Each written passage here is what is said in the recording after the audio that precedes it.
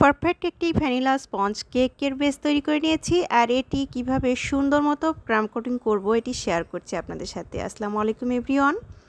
কাছে বা দূরে, দেশে বা দেশের বাইরে যে যেখান থেকে ভিডিওটি দেখছেন, আশা করি সবাই আল্লাহর অশেষ রহমতে অনেক অনেক ভালো আছেন ও সুস্থ আছেন।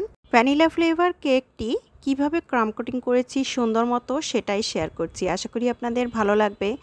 তো ভিডিওটি যদি এতটুকু ভালো লেগে থাকে তাহলে প্লিজ একটি লাইক, কমেন্ট ও শেয়ার করবেন। আর যারা ইউটিউব চ্যানেল থেকে দেখছেন তারা প্লিজ আমার চ্যানেলটি সাবস্ক্রাইব করে দিবেন আর পাশে থাকা অল নোটিফিকেশন অন করে দিবেন। বেক করে নিয়েছি ভ্যানিলা স্পঞ্জ কেকের 1 পাউন্ডের একটি কেক। তো কেকটি আমি 6 ইঞ্চি রাউন্ড মোল্ডে বেক করে নিয়েছি। এখন মোল্ড থেকে আনমোল্ড করে কাটিং করে নেব। আর আমি এখানে 3টি লেয়ারেই কাটিং করব। ব্রেড নাইফ দিয়ে আমি কেকের স্লাইসগুলো করে নেব। তো ব্রেড নাইফের সাহায্যে কিন্তু কেকের স্লাইসগুলো করা হয়ে থাকে। আর এখন কেকের ভেতরের লুকটা দেখতে পাচ্ছেন মাশাআল্লাহ কেমন হয়েছে, একদম পারফেক্ট একটি লুক এসেছে। তো ভ্যানিলা স্পঞ্জ কেকের পারফেক্ট বেসটা ঠিক এমনই হওয়া উচিত। এখন কেক বোর্ডে সামান্য করে ক্রিম দিচ্ছি। এরপর কিন্তু আমি একদম ওপরের যে লেয়ারটি ছিল সেই লেয়ারটি ফার্স্টে বসিয়ে দেব। ডেকোরেশন করার সময় উপরের যে লেয়ারটি থাকে সেই লেয়ারটি কিন্তু কেক বোর্ডে আমি ফার্স্টেই বসাবো।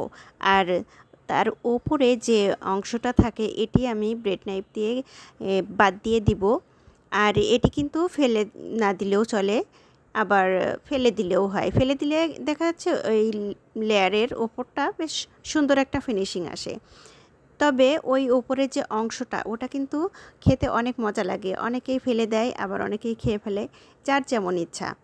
তো আমি কেক বোর্ডে ফার্স্ট লেয়ারটি বসে দেওয়ার পরে মিল্ক সিরাপ অ্যাড করেছি।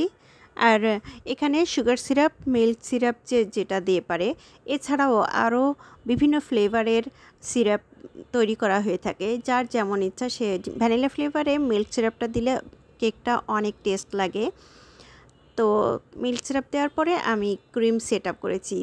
ক্রিমটা সেট আপ করার সময় একটু খেয়াল রাখতে হবে যেন সব জায়গা একটু সুন্দরভাবে ফিনিশিং আসে, মানে প্লেন হয়, যাতে সেকেন্ড লেয়ারটি যখন বসাবো তখন যেন কোথাও উঁচু নিচু এরকম না থাকে। একটু দেখে শুনে ক্রাম কোটিংটা করলে কেকের লুকটা কিন্তু অনেক সুন্দর আসে আর ফিনিশিংটাও ভালো আসে।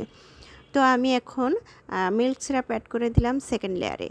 ক্রিম সেট আপ করে নিব। এরপর থার্ড লেয়ারটি বসিয়ে দেবো। থার্ড লেয়ারটি কিন্তু কেক বেসের একদম নিচের পাটটা এভাবে করে ক্রাম কোটিং করলে কিন্তু ওপরটা খুব সুন্দর একটা ফিনিশিং আসে, দেখতেও ভালো লাগে। তো আজকের মতো এ পর্যন্তই ভিডিওটি রাখবো। আল্লাহ হাফেজ।